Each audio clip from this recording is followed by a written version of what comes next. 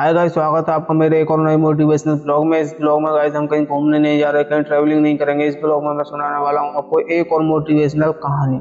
ये जो कहानी है एक रियल लव स्टोरी पे बेस्ड है। इस कहानी को समझाने से पहले मैं आपको छोटा सा हिंट दे दूँ इस कहानी का। जैसे कि एक कहावत बनाई है मैंने कि जो घर की जिम्मेदारियों को समझता है वो हमेशा हारता है। जैसे कि जो समझ लेता है कि घर की जो जिम्मेदारियां वो मेरे ऊपर भी है, तो वो बड़ी बड़ी चीजों की ख्वाहिश करना छोड़ देता है। पहले घर की जिम्मेदारियां देखता है, घर वालों की ख्वाहिशें देखता है, बाद में अपनी ख्वाहिशें देखता है। ऐसा ही कुछ इस कहानी में भी होने वाला है। एक लड़का है जिससे किसी लड़की से लव हो जाता है यानी प्यार हो जाता है, और घर वालों की जो जिम्मेदारियां उस लड़के पर होती हैं उन्हें देखकर वो लड़का उस लड़की से इश्क करना छोड़ देता है। तो चलिए टाइम को गवाए बिना फोन को रखते हैं ट्राइपॉड पर, कहानी को करते हैं स्टार्ट। इस कहानी की शुरुआत होती है एक छोटे से विद्यापुर नामक गांव से। इस गांव में एक छोटा सा मिडिल क्लास फैमिली यानी कि एक परिवार होता है जिसमें लगभग 10-11 सदस्य होते हैं। जैसे मॉम डैड यानी कि माता पिता, और कुछ भाई, कुछ बहनें, और कुछ जैसे दादी दादा। अब ये परिवार ज़्यादा गरीब तो नहीं होता, फिर भी मिडिल क्लास फैमिली है, नॉर्मल है, यानी कि ठीक ठाक फैमिली है। गरीब भी है एक प्रकार से कह सकते हैं, बट अगर मिडिल क्लास फैमिली को गरीब कहा जाएगा गाइज तो उन लोगों की तौहीन होगी जो बेचारे फुटपाथ वगैरह वगैरह ऐसी स्थिति में ऐसी जगह पर सोते हैं। उन्हें ये नहीं पता कि शाम को खाना मिलेगा या नहीं मिलेगा, या हमें भूखा भी सोना पड़ सकता है। इन लोगों को गरीब कहा जा सकता है। और हाँ, इस फैमिली के जो बच्चे होते हैं उनकी पढ़ाई के खर्चे भी होते हैं, ड्रेसेस के भी खर्चे होते हैं, फीस के खर्चे होते हैं, आना जाने के खर्चे होते हैं, टिफिन खर्चा है, यानी कि बहुत सारे खर्चे होते हैं इस फैमिली के। जैसे तैसे करके अपने खेत में दिन रात किसानी करते हैं, और उस किसानी से जो भी आमदनी होती है उससे घर के खर्चे और बच्चों के खर्चे, सारे खर्चे उसी आमदनी से निकाले जाते हैं। यानी कि इस फैमिली के जो सबसे बड़े 2 लड़के हैं वो बाहर पढ़ने के लिए चले जाते हैं गाँव से इंटर करने के, वो सॉरी हाई स्कूल करने के बाद। हाई स्कूल करने के बाद कहीं और पढ़ते हैं, अपने करीबी शहर में पढ़ते हैं। उसके बाद थोड़ा और दूर चले जाते हैं, यानी कि कॉलेज अटेंड कर लेते हैं। मान लीजिए वो जो बड़ा लड़का होता है वो एमबीबीएस की तैयारी कर रहा है, जो छोटा लड़का होता है वो इंजीनियरिंग की तैयारी कर रहा है। अब जो बड़ा लड़का है वो एमबीबीएस बन गया, यानी कि उसने नीट क्वालिफाई कर दिया। अब उसकी नौकरी लगी जाएगी, यानी कि जब नीट क्वालिफाई हो गया तो उसका तो नंबर आ गया मान लीजिए। और जो छोटा लड़का होता है वो इंजीनियरिंग की तैयारी कर रहा है। जब वो एक दिन अपनी क्लास में अटेंड होता है, क्लास के बाद उन्हें एक म्यूजियम टाइप का कुछ होता है स्कूल में, जिसमें old structure, art, hand drawing, और जैसे कि कह सकते हैं कंकाल पंकाल ऐसी बहुत सारी चीज़ें वहाँ पर रखी होती हैं। जब ये लड़के को क्लास के बाद वहाँ पर घूमने के लिए जाते हैं तो वहाँ पर एक लड़की आती है जो बुरखे में होती है। अब जो ये छोटा वाला लड़का है ये उस लड़की की आंखें देख कर ही उस पर पैदा हो जाता है। अब जब इस पर फिदा होता है तो यहाँ पर इस सिचुएशन यानी कि जो यहाँ पर सीन क्रिएट हुआ है, इसके लिए मैंने एक शायरी लिखी है। मैं आपको शायरी सुनाता हूँ पहले।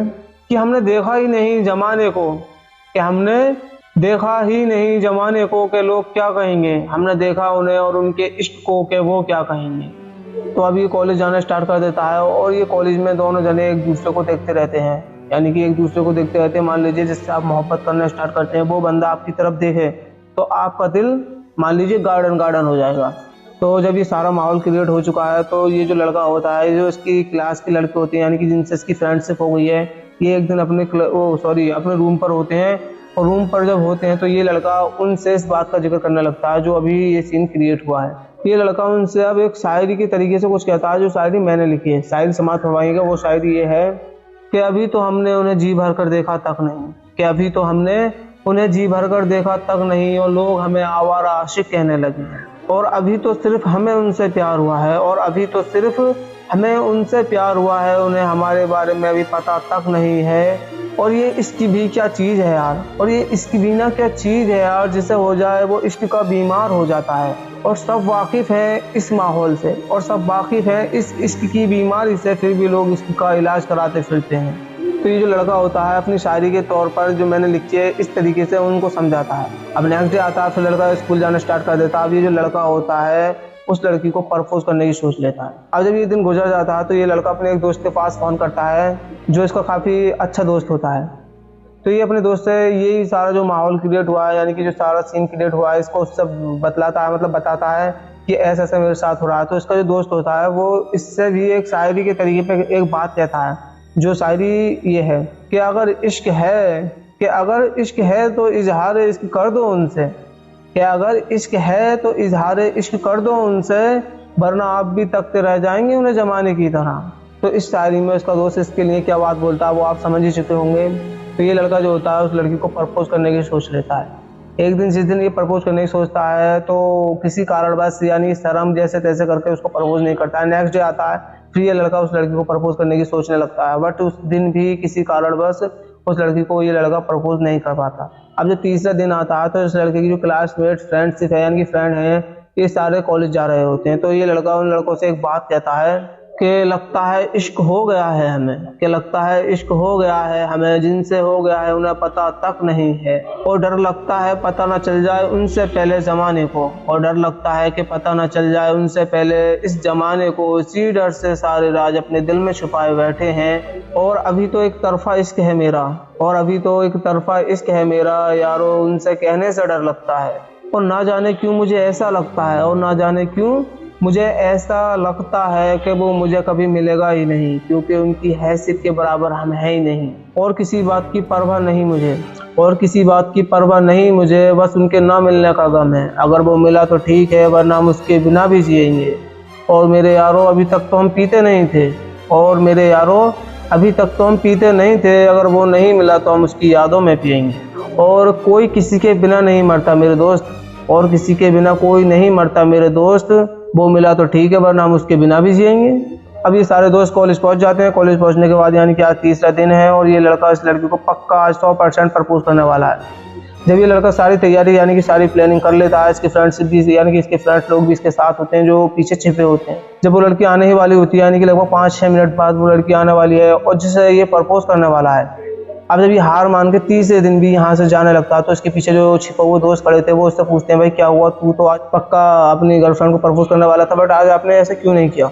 तो ये जो लड़का होता है इन्हें एक साइड में ले जाता है और बैठा कर इनको समझाता है कि हम यहाँ पर सिर्फ पढ़ने के लिए आए, हमारे घर की कुछ जिम्मेदारियाँ, हमारे घर के कैसे हालात हैं, हम एक मिडिल क्लास फैमिली से बिलोंग करते हैं, और हम यहाँ पर ये सारा काम करने के लिए नहीं आए, हम यहाँ पर सिर्फ पढ़ने के लिए आए। हमारे घर वालों की हमारे ऊपर कितनी उम्मीद और वाबस्ता हैं, अगर हम ये काम करके घर जाएंगे तो हमारे घर वालों को तो सर शर्म से झुकेगा ही, उनके साथ साथ गांव वालों के सामने हमारा सर भी शर्म से झुकेगा, यानी कि हम अपने घर वालों से आंखें तक नहीं मिला पाएंगे अगर हम ये काम यहाँ पर रहकर करेंगे।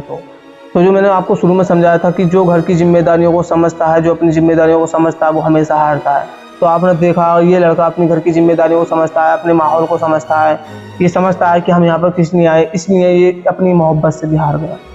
और ना जाने इस दुनिया में कितने ऐसे लोग हैं जो मिडिल क्लास फैमिली से और मिडिल क्लास से नीचे वाली फैमिली से भी बिलोंग करते हैं। कुछ लोग अमीर भी हैं जो बाहर रहकर पढ़ते हैं, और ये जो लड़के होते हैं मिडिल क्लास फैमिली से नीचे वाली फैमिली के लोग, ये भी बाहर रहकर बड़े बड़े कॉलेजों में पढ़ाई करते हैं, और वहाँ जाने के बाद अपनी पढ़ाई को जिस मकसद से यहाँ पर आए हैं, इस मकसद को भूल कर अपनी गर्लफ्रेंड बाजी में पड़ जाते हैं और भूल जाते हैं कि हमें आगे हमारा गोल क्या है, हमें करना अपने लाइफ में क्या है। और इनके घर वाले इनसे ना जाने कितनी उम्मीद वाबस्ता करके अपने दिल में बिठाए हो पड़े होते हैं, और यहाँ पर लड़के ये रंगरलियाँ मना रहे होते हैं। तो गाइस अगर आप में से भी कोई लोग भी ऐसा है, यानी कोई भी शख्स ऐसा है जो बाहर रहकर मिडिल क्लास फैमिली से बिलोंग करता है, उससे भी नीचे वाली फैमिली से बिलोंग करता है, और बाहर पढ़ाई के नाम पर इस तरह का माहौल क्रिएट करते हैं, इस तरह के काम करते हैं, तो प्लीज़ ना करें, क्योंकि अपने घर वालों के बारे में सोचा करें जिस तरह से इस लड़के ने सोचा। जब ये सारी बात अपने दोस्तों को समझाता है तो काफ़ी ये सारे लड़के उदास हो जाते हैं, अपने अपनी फैमिली के बारे में सोचने लगते हैं, और काफ़ी अच्छे से आगे के लिए तैयारी करना शुरू कर देते हैं।